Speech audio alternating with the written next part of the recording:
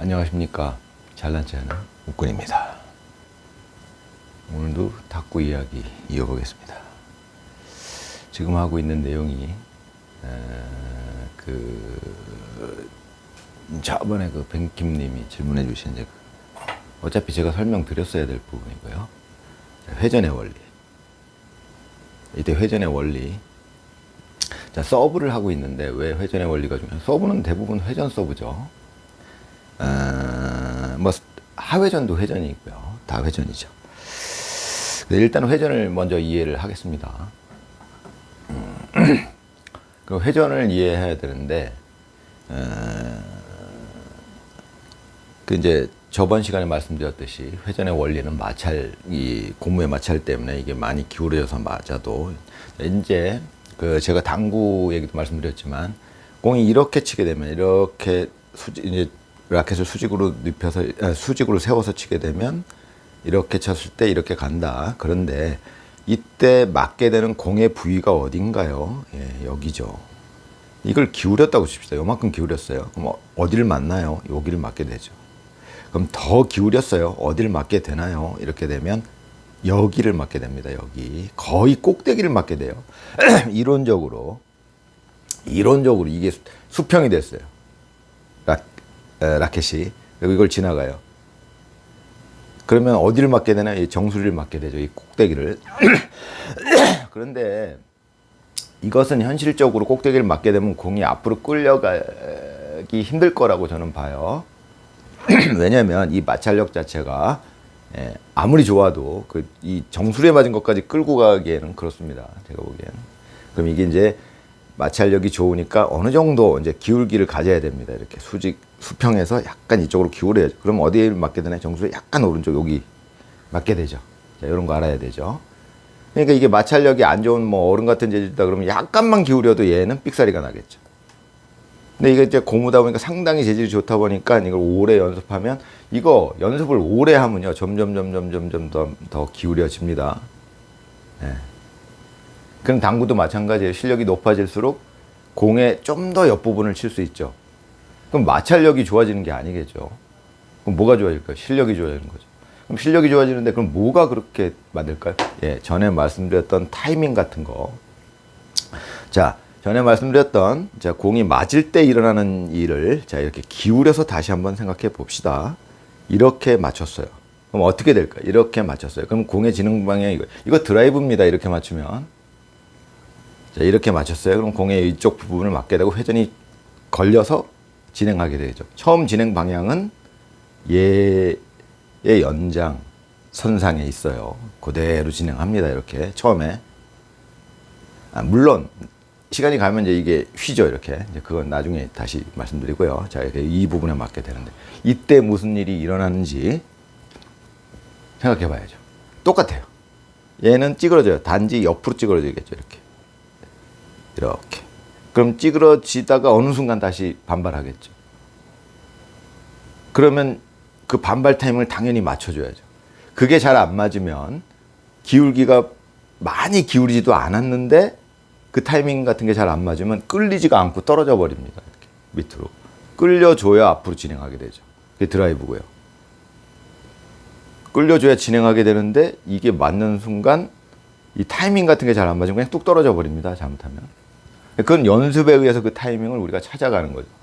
근데 전에도 늘 말씀드렸지만 이때 일어나는 이 타이밍이랄까 이런 거를 이해하고 있으면 이게 반발하는 그런 타이밍이 생길 거고 이게 다시 앞으로 갈 때 그때 맞춰서 뭔가 얘가 눌려 있다가 옆으로 눌리겠죠. 이제 이렇게 기울였으니까 옆으로 눌려 있다가 다시 펴지는 순간 그런 타이밍을 맞춰서 진행을 시켜줘야 된다 이거. 이제 그것은 머릿속으로 그렇게만 이해하고 그냥 그런 일이 일어나겠구나 라고 이해하고 연습하시면 됩니다. 그러면 사실은 그걸 이해하지 않아도 아마 오랜 기간 연습하면 자연이 돼요. 선수들은 지금 다 그렇게 하고 있습니다. 제가 이제 탁구를 이렇게 이제 유튜브도 찍고 뭐 한 10년 넘게 이렇게 하면서 이제 지금 다른 동영상 보고 그러면 세계 최고라는 선수들이 이거를 이해하고 그렇게 하는 선수는 없어요. 없는 걸로 보여집니다. 네, 그런 건 뭐, 예. 그렇다는 것은 이렇게 맞고 이렇게 진행할 때 우리가 그걸 알고 자꾸 연습하면 전에도 말씀드렸지만 아무것도 모르고 연습하는 것보다는 훨씬 단기간 내에 드라이브 같은 것도 해낼 수 있다 이겁니다. 그러니까 이제 회전에서 만약에 우리가 하회전 서브를 넣는다, 카트 서브를 넣는다, 그건 똑같아요. 이렇게 기울기로 이 공이 맞는 겁니다. 이 기울기로 맞으면 공의 밑부분을 맞게 되죠. 그러니까 얘는 회전이 이렇게 걸리죠. 네. 진행 방향은 이거랑 똑같아요. 진행 방향은 처음 진행 방향이 이거랑 똑같다 이겁니다. 네, 그걸 이해하시면 예전에 뱅키님이 질문하셨던 내용은 거의 설명이 된 것 같고요. 그럼 이제 이 서브에서는 상회전 서브를 이제 드라이브처럼 넣기가 좀 쉽지 않지만 우선은 회전 이제 지금 이 서브 내용을 서브를 하고 있지만 설명을 하고 있지만 자 요거 짚고 넘어가겠습니다. 드라이브가 워낙 중요한 기술이기 때문에 자 회전의 원리가 나왔는데 드라이브는 여러분이 예전에 이거 아주 굉장히 자세히 예전 동영상에서 다뤄놨는데 짧게 요약해서 이거 되게 중요해요. 사람들이 몰라요. 선수들이 그러니까 최고 선수들이 몰라요. 이 원리를 정확하게 이해하고 있는 사람은 거의 없어요. 그냥 경험적으로 이해하죠. 물론 정확하게 이해하고 있는 사람도 이 정도 수준, 내용 수준이면 전 세계 선수들 중에서는 극히 일부는 있을 것이다. 네, 그렇게 생각합니다. 자, 그건 뭐냐? 드라이브에서 가장 중요한 요소가 뭐냐? 그걸 사람들이 잘 모르죠. 드라이브가 왜 그렇게 지금 현재 탁구의 줏된 기술이 됐느냐? 탁구의 꽃이 됐느냐? 왜일까요? 자, 이제 아마추어들이 착각하기 쉬운 거는 이제 조금 일반 고수들이 이 드라이브를 거는 공을 이제 드라이브가 걸려서 온 공을 받아 넘기기가 너무 어려워요. 아마추어가. 그러니까 초보자가. 그건 왜 그런가요? 회전 때문에. 회전이 걸렸으니까 갖다 대면 다 나가버리니까. 그래서 드라이브가 좋은 거다. 이렇게 생각하는 사람이 있어요. 그러나 그거는 아마추어적인 생각이고요. 자, 우리 프로들끼리 경기에서 세계 최고 수준에 도달한 사람들끼리 경기에서 드라이브를 걸었는데 그걸 넘기지를 못한다. 그런 일은 없어요.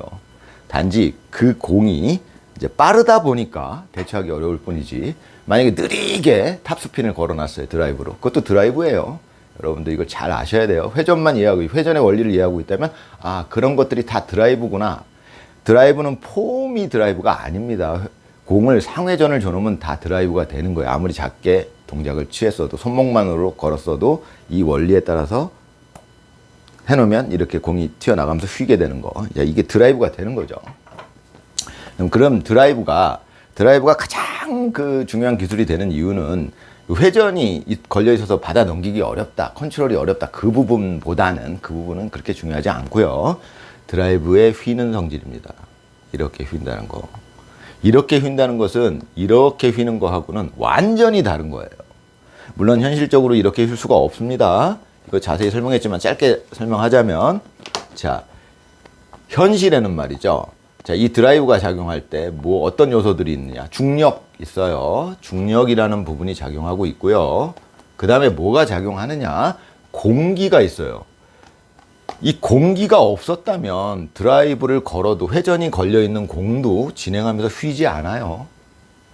중력에 의해서만 휘죠. 중력이 기본적으로 우리는 현실에서 깔려있기 때문에 공은 드라이브를 걸지 않고 살살 치게 되면 이렇게 휘죠.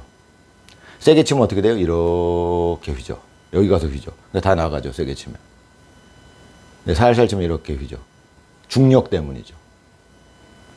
이렇게 휘지 않으면 네트를 지나서 여기 떨어지기가 어려워요. 그거는 제가 이제 각도 설명해 가면서 예전에 자세하게 설명했는데, 뭐 다음 시간에 이어서 그러면 다시 좀 짧게라도 요 관계 그거 예전에 했던 거 그거 다시 설명하고 다음 시간에 이어보겠습니다. 감사합니다.